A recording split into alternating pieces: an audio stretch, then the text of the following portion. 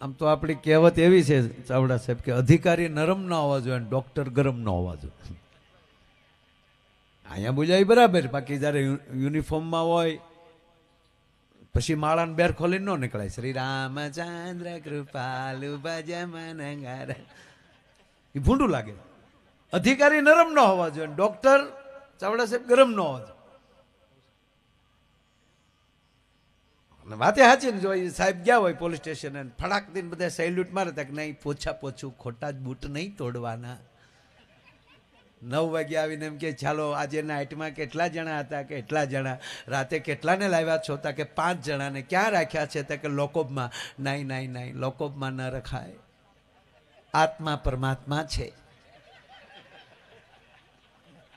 ચાલો એને બારા કાઢો ભાઈ, 5 સ્નાન કરાવો. ચાલો 5 પેલા નાહી લ્યો, 8 દીથા નહીં નાહી આવો. 5 આસન આપો અને પછી સાહેબ હામાં બેસી જાય. અત્યારે જે મંત્ર બોલ્યા એમ આખી રામાયણ એને સંભળાવે અને પછી એમ કે ચાલો છોકરાઓ 5 મિત્રો આખે પાણી અડાડી 3 વાર પાણી પી જાઓ. ઓમ વિષ્ણુવય નમઃ, વિષ્ણુવય નમઃ, વિષ્ણુવય નમઃ, માધવાય નમઃ, કેશવાય નમઃ, ગોવિંદાય નમઃ. સાહેબ મને યાદ. અને પછી સાહેબ એમ કે હવે અંતર ધ્યાન થઈ અને કયો તમે ગુનો કર્યો છે? તો ઓલા હાસુ માને એ તો પગના તળિયા મળે ફાટવા. તારે કે રવાઈ જાઓ, કહી દઉં છું.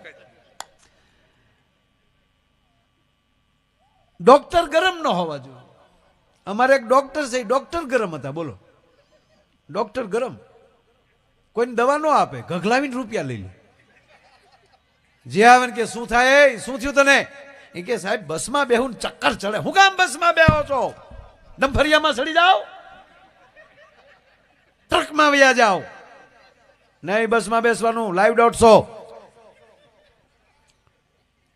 બીજો આવે, તને શું થાય? સાહેબ ઘઉં વાળું ખાવ ને પેટમાં દુખે. શું કામ ઘઉં વાળું ખાવ છો? ઘઉં નહીં ખાવાના, મકાઈ ખાઓ, ચણા ખાઓ. લાઈવ .100 નીકળ. એક જણો રાતે પાણી વાળતો હતો, ડોક્ટર મગજમાં સડ્યા. કમાલ છે ડોક્ટર, કોઈને પૈસા દેતો, દવા દેતા નથી ને ગગલાવીને રૂપિયા લઈ લે. પાવડો હતો ને એમાં હાથો છૂટો કર્યો, પાવડો કાઢી નાખ્યો ને એકલો હાથો ખંભે લીધો. સવારે 9 વાગે હોસ્પિટલો અને વારો આવ્યો. ડોક્ટરે કીધું શું થાય, શું થયું, શું આવ્યા? એ કે સાહેબ 2-3 દીથા થાય, કોકને 1-2 નાખું. ડોક્ટર કે નાખવા જોવે. લાઈવ .100 300 મૂક્યા અને ડોક્ટરને 4 નાખ્યા. ડોક્ટર સીધા કોમામાં. 4 કલાક પછી ડોક્ટર ભાનમાં આવ્યા ત્યારે એટલું બોલ્યા કે વિજ્ઞાન જાથાવાળા હારા પણ પાવડાના હાથાવાળા નો હારા. પણ અધિકારીઓ જ્યારે આવું પવિત્રતા હોય જેનામાં, કોઈ પણ માણસાઈ જેનામાં પવિત્રતા પડી હોય, એ માણસ કોઈ દિવસ અવળું ડગલું નહીં ભરે. ફરજમાં નિષ્ઠાવાન હશે, કહેવાનો અર્થ આ છે. સાહેબને મારે વખાણ ન કરવા, પણ ચાવડા સાહેબ સારું ગાય. દરેક પાસે કાંઈક ને કાંઈક કલા. મારે સ્કૂલ છે પાછી. બોલો, હું 10માં નાપાસ છું ને અત્યારે નિહાળા કરું છું. અત્યારે સ્કૂલ ચલાવું છું.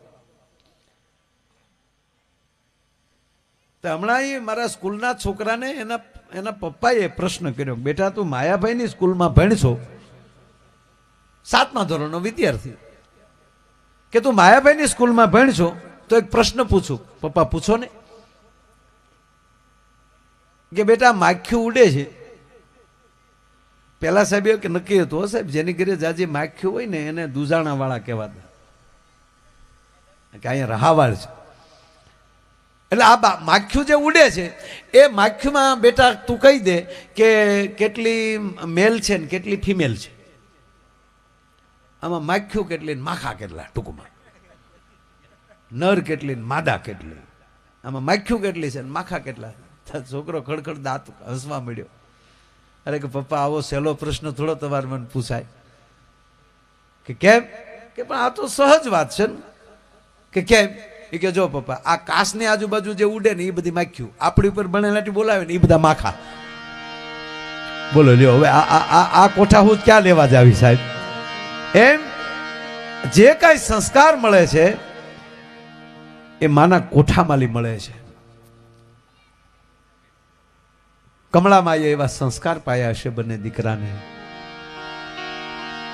તમે સાંભળી લો, આપણા ગુરુ બે છે. પ્રથમ ગુરુ હોય તો એ આપણી માં છે અને પછી આપણો સદગુરુ છે. પણ માં અને સદગુરુમાં ફરક એટલો, માં છે એ કુખથી જ્ઞાન આપે છે અને સદગુરુ પછી મુખથી જ્ઞાન આપે છે. અને મુખથી જ્ઞાન એ લઈએ કે જેની જનેતાએ કુખથી જ્ઞાન આપ્યા હોય. એટલે અમારો ઝવેરચંદ મેઘાણી લખે છે કે આ મહાપુરુષો જેટલા જેટલા સારા સંતાનો છે એને જ્ઞાન મળે છે ક્યાંથી? તો મેઘાણી લખે છે શું કે પેટમાં પોઢી એ જ સાંભળેલી શિવે રામ લક્ષ્મણની વાત.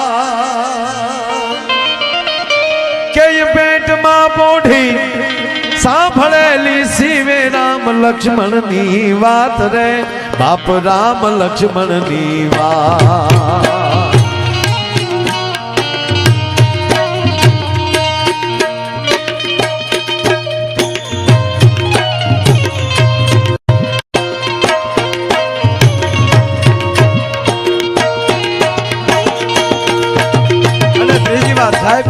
ગીત વગર તમે જીવી જ ન શકો. જો જિંદગી જ ગીત થી ચાલુ થાય, હાલરડા થી ચાલુ થાય અને હાય હાય પૂરું થાય. એ છેલ્લું ગીત જ છે ને, મનુષ્ય ગીત છે. આપણા ભારતની સંસ્કૃતિ એવી છે સાહેબ, પીપળાના પાનથી જીવન ચાલુ થાય ને તુલસીના પાને જીવન પૂરું થાય. ગળથુથીથી જીવન ચાલુ થાય છે અને ગંગા જળે જીવન પૂરું થાય છે. એટલે મેઘાણી લખે છે શું કે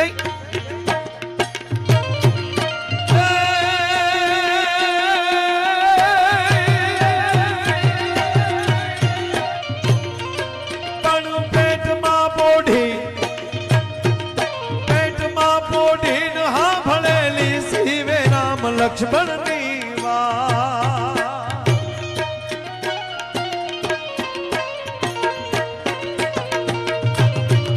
પેટમાં પોઢીને સાંભળેલી શિવે રામ લક્ષ્મણની વાત રે બાપ રામ લક્ષ્મણની વાત.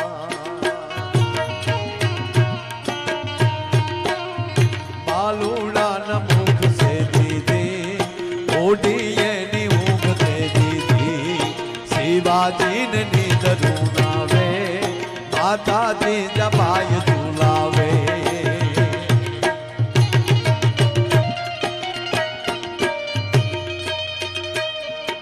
એ વાત બહુ છે.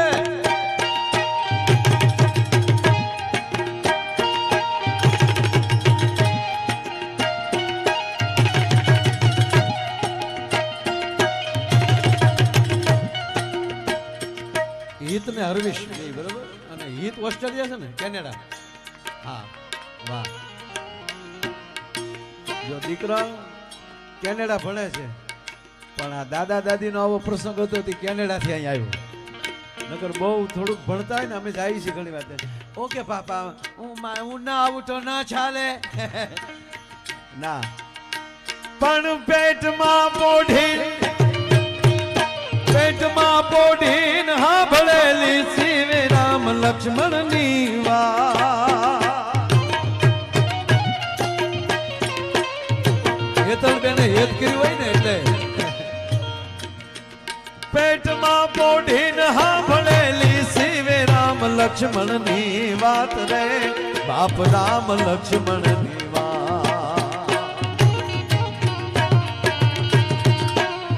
બાલુડાના મુખ સે દીદી ઓડીએની ઊંઘ તે દીદી શિવાજીને નીંદરું નાવે માતાજી જબાય ઝુલાવે.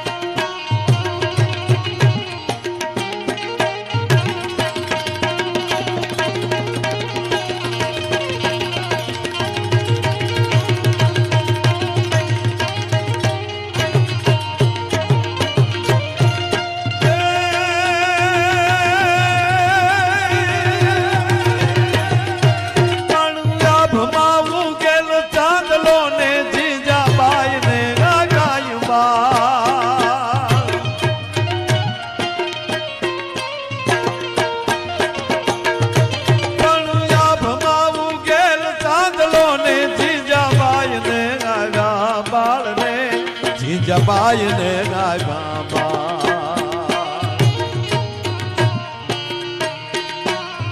પાલુડાની માત હિચોલે ધાણા નાણ ડોંગરા ડોલે શિવાજીને નીંદરું નાવે માતા રે